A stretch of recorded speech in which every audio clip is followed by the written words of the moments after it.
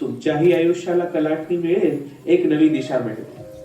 हा रंगमंच आज केवळ तुमच्या मनोरंजनासाठी उभा नाहीये बरं का, तर तो तुमच्या माझ्या अंतर्मनाला जागा करण्यासाठी उभा आहे. चला तर मग रंगदेवता आणि रसिक देवता यांना वंदन करून एपी ग्रुप्स चंद्रांगण बालक पालक मंडळी सादर करीत आहे गुरु माऊली निसर्गाची सावली. नाट्यसंघ, लेखन आणि दिग्दर्शन सौ वेदिका कुलकर्णी, दिग्दर्शन सहाय्य अनिरुद्ध कुलकर्णी आणि उन्नती शिरकर, ध्वनी व्यवस्था राजरत्न, प्रकाश विश्वजीत, नेपथ्य संपूर्ण चंद्रांगण पालक वर्ग. कलाकार लेईशा शिंदे आजी, गौरी येरावार आई, अक्षित कुलकर्णी मुलगा, शरण्या केदार वरद साळुंखे मित्र बिबट्या, उत्कर्ष शिरोडकर बसप्पा, सुदीक्षा शिवाले बसप्पाची बायको, पृथ्वीराज चव्हाण आजोबा आणि अद्वैत कुलकर्णी स्वामी समर्थ.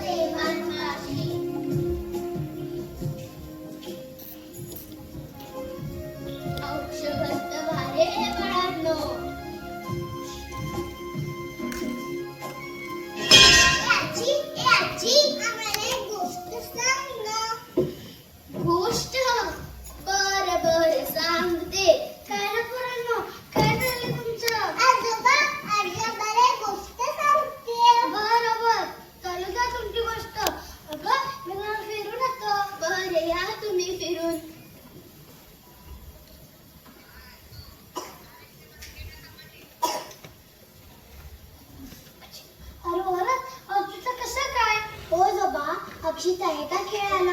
मला त्याच्यासोबत खेळायचं आहे. हो तर मध्ये जरा फिरून येतो. बरं आजोबा. ए अक्षित, तू खेळायला येतोस का? नाही, मला दादीची गोष्ट ऐकतोय. अरे वा, गोष्ट मला पण ऐकायची आहे ती गोष्ट. ये ये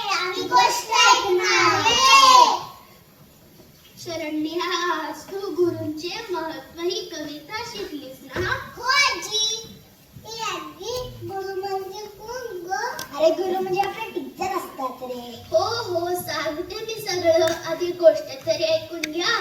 एकेकाळी एक बसप्पा नावाचा माणूस होता.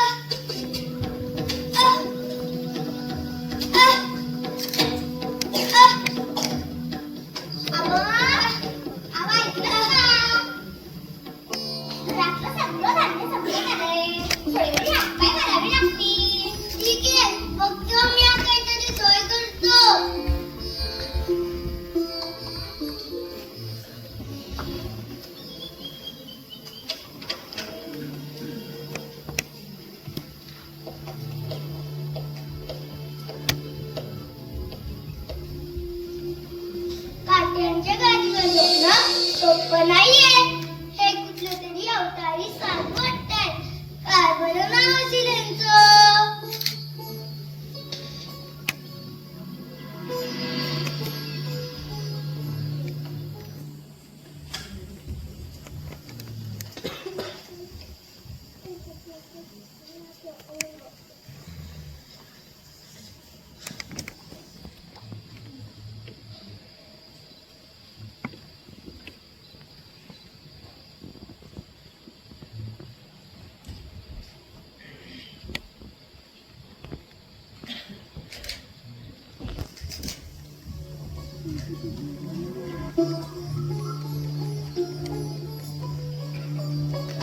बसप्पा, ए बसप्पा, कोण तुम्ही? मी तुम्हाला कधी पाहिलं नाही. मग तुम्हाला कसं माहिती माझं नाव? जरी तुला माहिती नसेल मी कोण आहे, मला माहितीये तू कोण आहेस. मी कोण आहे जाणून घेण्यापेक्षा स्वतःला विचार, तू कोण आहेस? मी एक दरिद्री, कपाळ करंटा, काम नशिबी, आयुष्यात हरलेला माणूस आहे मी. हरलेला म्हणायला तू लढलाच कोणाबरोबर? ज्याच्याकडे धन नाही तो दरिद्री नाही. ज्याच्याकडे आपली स्वतःची माणसे नाही तो दरिद्री. स्वतःला कपाळ करंटा म्हणून या हातावरच्या देशा करण्यापेक्षा या हातातलं बळ बघ. उठ, चालायला रस्ता सापडेल, धावायला यश सापडेल. हे घे ज्योत घे निघी. अखंड प्रवासात तुला रस्ता दाखवेल. या एवढ्याशा ज्योतीत तिचा अंत करायची शक्ती आहे. अख्खं जगल जाळायची शक्ती आहे. तर स्वतःतल्या प्राण ज्योतीवर विश्वास ठेव. स्वामी, तुम्ही माझे स्वामी आहात. तुम्ही माझे डोळे उघडले. मी कायम तुमच्यासोबत तुमची सावली बनून राहील. लिहू नकोस, मी तुझ्या पाठीशी आहे.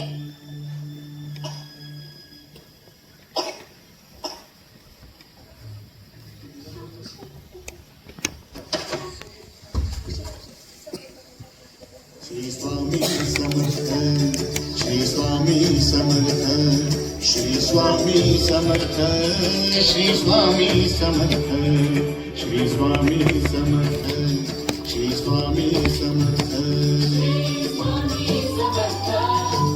स्वामी समर्थ, श्री स्वामी समर्थ, श्री स्वामी समर्थ, श्री स्वामी समर्थ, श्री स्वामी समर्थ, श्री स्वामी समर्थ. घरात काही नाही, समधी लेकरू उपाशी आणि हे लागले ते वेळा साधूच्या मागे. त्याच्यापेक्षा काहीतरी काम धंदा करावा, चार पैसे काढावा, संसार तरी सुखाचा होईल.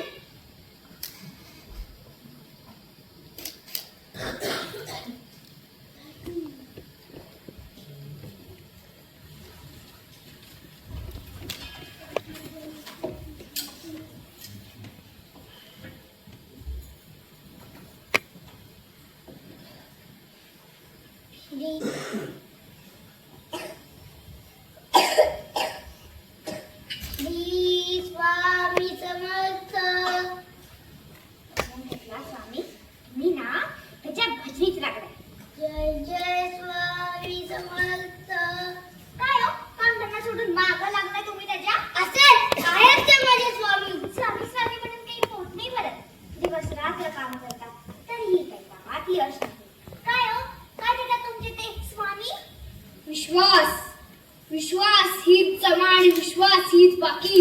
बसप्पा, तुझा विश्वास आहे ना माझ्यावर? स्वामी, तुम्ही आहात म्हणून मी आहे. बा झालं. त्या वेळेच्या मागे लागून घरातलं सगळं संपलं. अहो, आता तरी जागे व्हा. जा, परत जाऊन विचारा त्या वेळा स्वामीला काय दिलंस.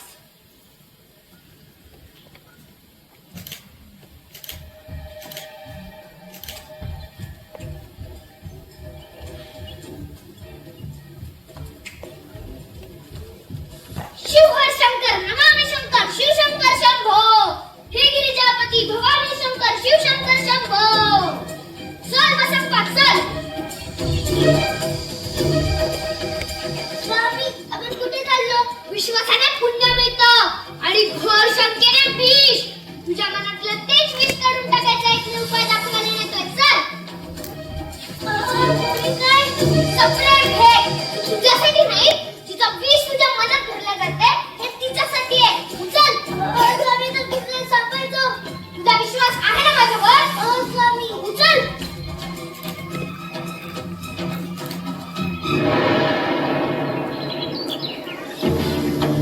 चालतो. थांब.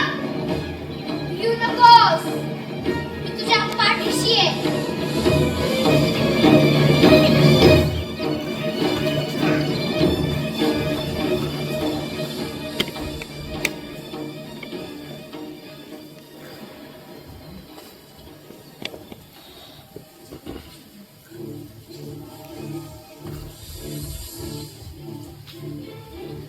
आला विचारलं का त्यांना? तसं विचारलं त्या एका स्वामींनी तुझ्या डोक्यात परत एखादा नवीन साप सुद्धा असेल. नको बोलू त्यांना काही. तुझ्या याच चिडचिडमुळे त्यांनी हे पाठवलंय तुझ्यासाठी. काय पाठवलंय बघू बरं. नको अहो द्या. अहो सोडा. नको स्वामी, नको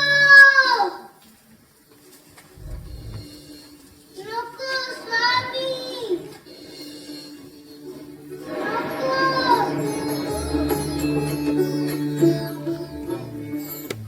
स्वामी, तुम्ही महान आहात. स्वामी, तुम्ही महान आहात. शब्दाने संशय जरी मनात सापासारखा ठेवण झाला असला तरी गुरूंवरचा विश्वास महत्वाचा असतो. बाळा, नेहमी लक्षात ठेव, गुरु म्हणजे दिशा, गुरु म्हणजे सत्य आणि गुरु म्हणजे सूर्य. नेहमी गुरूंवर विश्वास ठेव, कारण त्या विश्वासात भक्ताच्या उदंड यशाचं मंत्र दडलेलं आहे. भिऊ नकोस, मी तुझ्या पाठीशी आहे.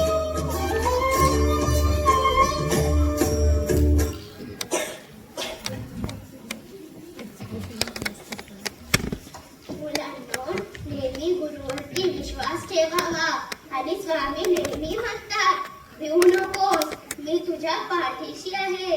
हो आजी, भिऊ नकोस, मी तुझ्या पाठीशी आहे. मुलांनो, आपल्या मनात वाईट आणि चांगले हे दोन्ही विचार चालू असतात. आपण कोणत्या विचाराचं ऐकायचं, कोणत्या विचाराला फॉलो करायचं हे आपल्याला कळायला पाहिजे आणि त्यासाठी आपल्याला मार्गदर्शन करतात ते आपले गुरु. म्हणजे तो लहान असो वा मोठा, जो शिकवतो तोच गुरु. हो ना? म्हणजे मी पण विधीचा गुरु बनू शकतो. हो, अगदी बरोबर. कोणाकडूनही चांगली गोष्ट शिकता आली की तो आपला गुरुच. म्हणजे कोण दादी? आई तुम्ही सांगितलं ना, गुरु म्हणजे आपले टीचर असतात रे. मुलांनो, गुरु म्हणजे फक्त टीचरच नाही. गुरु हा कोणताही माणूस असू शकतो जो आपल्याला चांगली शिकवण देतो, तो आपला गुरुच.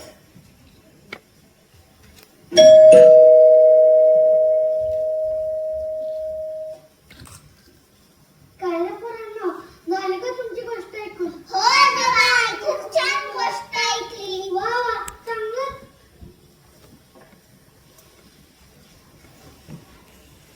आमची तो रिमोट दे रे, मला पाठवा बघतो.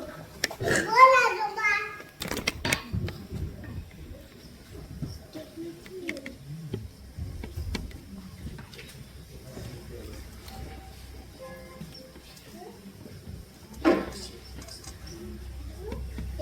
थँक्यू, खूप छान गोष्ट सांगितलीस. ठीक आहे बरं,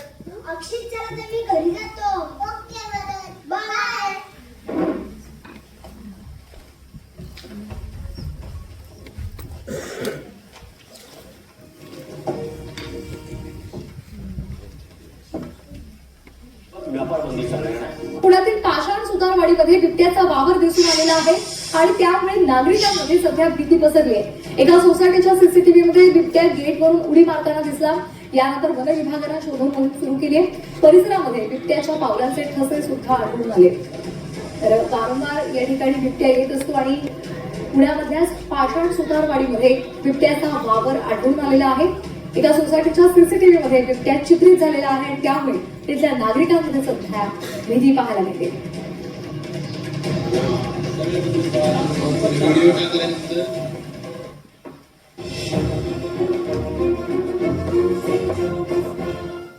आई, ए आई जरा बाहेर ये बरं. ए आई ये ना गं. अहो तुम्ही आला? हो.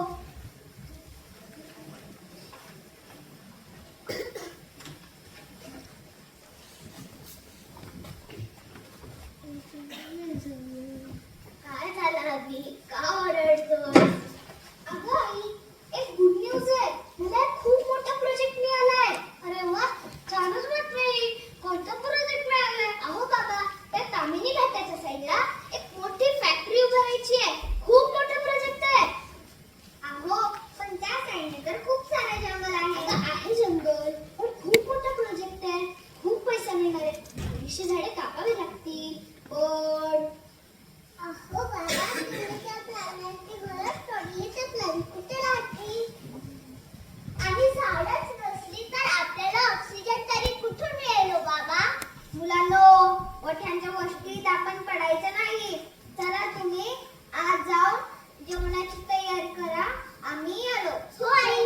मग सरसा विचार करून आपल्या सतत विवेक बुद्धीला पटेल तेच करावं माणसाने. चला जेवणाची तयारी करा.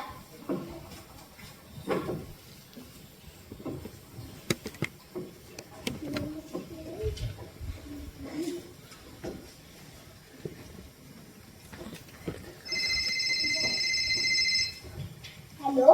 हॅलो, हा विवान बोल. मला बाहेर येतो का भेटायला? हो हो येतो.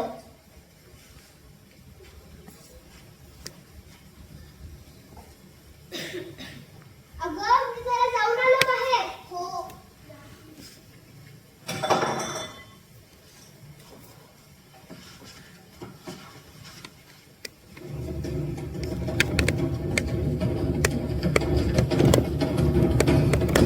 आणि झाडच नसली तर आपल्याला ऑक्सिजन तरी कुठून मिळेल बाबा? अहो बाबा, तुम्ही तर प्राण्यांची गरज सोडली तर प्राणी कुठे राहतील?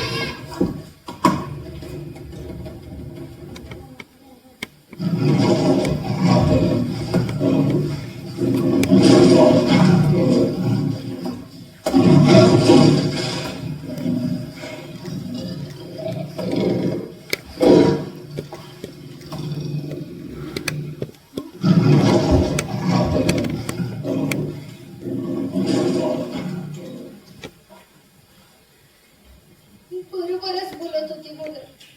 जर आपण त्या प्राण्यांची गरज तोडली तर ते जातील कुठे? इथेच येतील ना. आपल्याला खायला.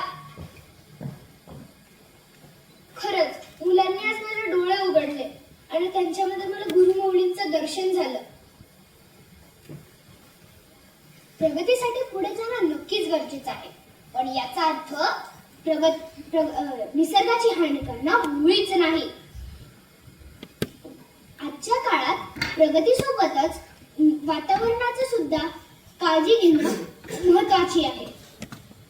पूर्वीच्या काळी येत असतील देव चमत्कार करायला, पण आज मात्र देव, निसर्ग आणि गुरु यांच्या रूपात आपल्या पाठीशी खंबीरपणे उभे आहेत.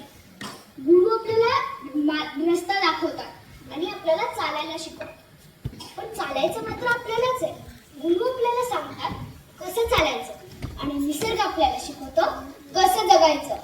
चला तर मग सगळे मिळून एक नवीन सुरुवात करूया. निसर्ग आणि प्रगती दोघांना सोबत घेऊन चालूया. अरे एक गोष्ट सांगायचीच राहिली. नेहमी समर्थांचे 4 चतुष्पाठ लक्षात ठेवा. विश्वास, गुरुत्व, निसर्ग आणि भविष्य.